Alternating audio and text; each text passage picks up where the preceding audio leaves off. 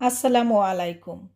সবাইকে ওয়েলকাম জানাচ্ছি আমার বাসার ভিতরের এই সুন্দর সুন্দর অর্কিড এবং সাকুলাইন প্লান্টের শুভেচ্ছা দিয়ে। আজকে হচ্ছে অন্য আর যেই কয়টা দিন গিয়েছে 2025 সালের সেই সকালের মতো না। আজকে হচ্ছে 2025 সালের শেষ সকাল, মানে 31 ডিসেম্বর। আজকের সকালটা মাশাআল্লাহ খুব সুন্দর, রৌদ্রোজ্জ্বল এবং সানশাইন একটা সকাল। যদিও প্রায় সময় সানশাইন থাকে, রৌদ্র থাকে, বাট বাহিরে কিন্তু কনকনে ঠান্ডা, হাড় কাঁপানো।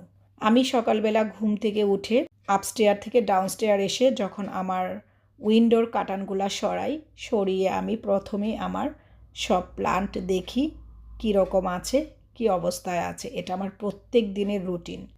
আর আমাদের কিন্তু উইন্টারে ডে লাইটের পরিমাণটা একদমই কম থাকে, রাত অনেক বড় থাকে।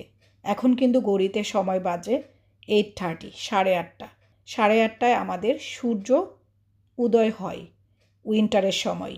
আর সামারে তো 8:30টায় মানে অনেক বেলা হয়ে যায়। মেইন ডোর ওপেন করব। মেইন ডোর ওপেন করে যখন বাহিরে গেলাম, মানে মেইন ডোরটা ওপেন করার পরে একটা হাড় কাঁপানো ঠান্ডা। আমি কিছুক্ষণ বাহিরে দেখলাম, যেহেতু কালকে সকালেই আবার যদি আল্লাহ বাঁচিয়ে রাখে 2026 সালের এরকম রৌদ্রোজ্জ্বল হোক আর ঠান্ডাময় হোক সকাল দেখতে পারবো, যদি আল্লাহ বাঁচিয়ে রাখে। তো এইগুলা দেখার পর বাসার ভিতরে চলে আসলাম। বাসার ভিতরে যেহেতু হিটিং চলে, বাসার ভিতরের পরিবেশ একরকম, বাহিরের পরিবেশ আরেক রকম।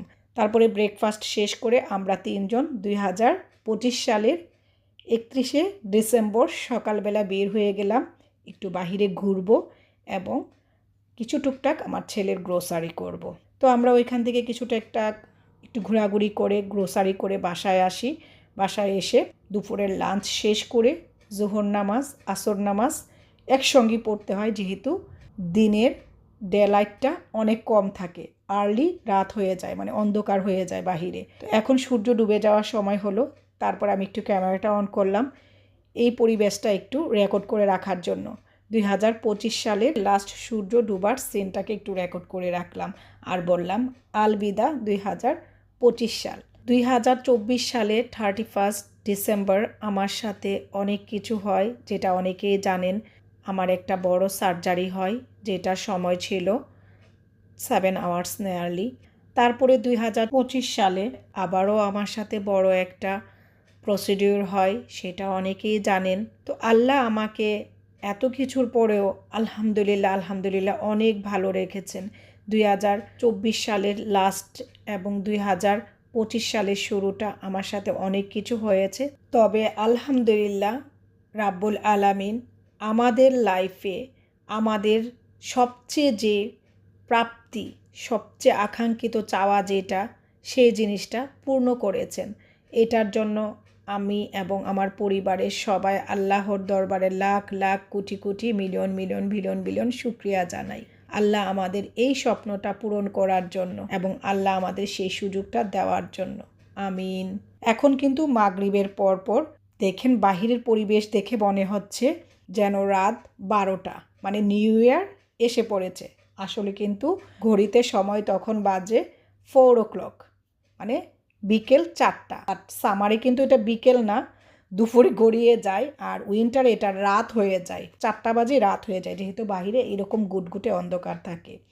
আর কি সুন্দর দেখেন একটা আকাশের চাঁদ, রূপালি ঝকঝকে চাঁদ। এই অন্ধকারের মধ্যে রূপালি ঝকঝকে চাঁদটা দেখতে খুব ভাল লাগছে। এই একই চাঁদ কালকে আবার থাকবে। আজ রাত 12টার পরে তো কাল হয়ে যাবে, 2025 সাল শেষ হয়ে 2026 সাল ঢুকে যাবে। 2026 সালেও কিন্তু আল্লাহ চাহিত বাঁচিয়ে রাখলে এই সেম চাঁদটাই এই জায়গায় দেখব। তবে এটা আর 2025 সাল থাকবে না, সেটা হয়ে যাবে 2026 সাল, মানে নতুন বছরের নতুন মাসের 1ম তারিখ। এটাই হয়তো দুনিয়ার নিয়ম। কি অদ্ভুত দুনিয়ার এই নিয়ম। লাস্ট ইয়ার 2024 সালকে বিদায় জানিয়ে ঘটা করে বরণ করে নিয়েছিল 2025 সালকে। এই একই সময় 2025 সালকে আজকে বিদায় জানিয়ে 2026 সালকে ঘটা করে সবাই বরণ করে নেবে। এমনি করে হয়তো আমরা যারা বয়স হয়ে যাবে দুনিয়া থেকে বিদায় নিব, নতুন প্রজন্মের জন্ম হবে, তাদেরকে সবাই বরণ করে নেবে, এই দুনিয়ার নিয়ম, দুনিয়ার রীতি, অনেক কিছুই বলেছি। 2026 সালের সকালের সূর্য উদয় যেন হয় আমাদের উপরে আল্লাহর রহমত এবং শান্তির বার্তা নিয়ে, সেই কামনা করে সবার কাছে বিদায় নিচ্ছি। Happy new year.